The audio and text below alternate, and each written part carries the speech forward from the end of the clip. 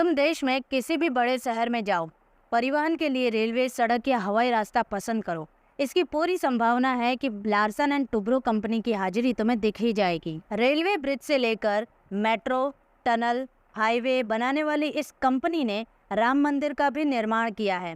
90 के दशक में अंबानी और बिरला भी इस कंपनी को खरीदना चाहते थे। दरअसल 1930 के दशक में दो इंजीनियर्स हेनिंग हॉलॉक लार्सन और सोरेन क्रिश्चियन टुब्रो एक मशीन बनाने वाली कंपनी के प्रतिनिधि बनकर भारत आए थे। 1938 में दोनों ने मिलकर मुंबई में एक पार्टनरशिप फर्म शुरू की। तभी दूसरा विश्व युद्ध शुरू हुआ और डेनमार्क से सप्लाई बंद हो गई। 1946 में दोनों ने मिलकर engineering construction and contracts limited नाम की कंपनी शुरू की, जो आगे चलकर लार्सन एंड टुब्रो बनी। 1973 में ये कंपनी देश की टॉप 25 कंपनीज में शामिल हो गई थी। 1950 में एल&टी पब्लिक लिमिटेड कंपनी बन गई। एल&टी की बढ़ती हुई सक्सेस को देखते हुए धीरूभाई अंबानी इस कंपनी को अक्वायर करना चाहते थे, इसलिए उन्होंने ओपन मार्केट से 18% शेयर इस कंपनी के खरीद लिए थे।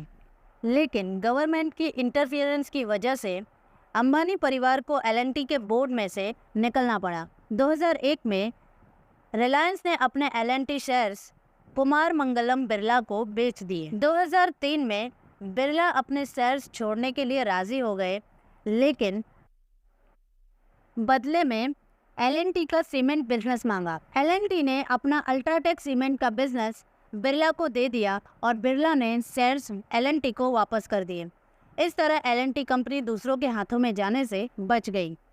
एल&टी ने अपना बिजनेस 3 हिस्सों में बेचा हुआ है। पहला है एपिक प्रोजेक्ट्स, जिसके अंतर्गत कंपनी बड़े और जटिल प्रोजेक्ट संभालती है, जैसे कि रेलवे, मेट्रो, सड़क, पुल, टनल एक्सेट्रा। दूसरा है हाईटेक मैन्युफैक्चरिंग, जिसमें इंडस्ट्रीज में काम लगने वाली मशीन्स, डिफेंस इंजीनियरिंग और शिप बिल्डिंग शामिल है।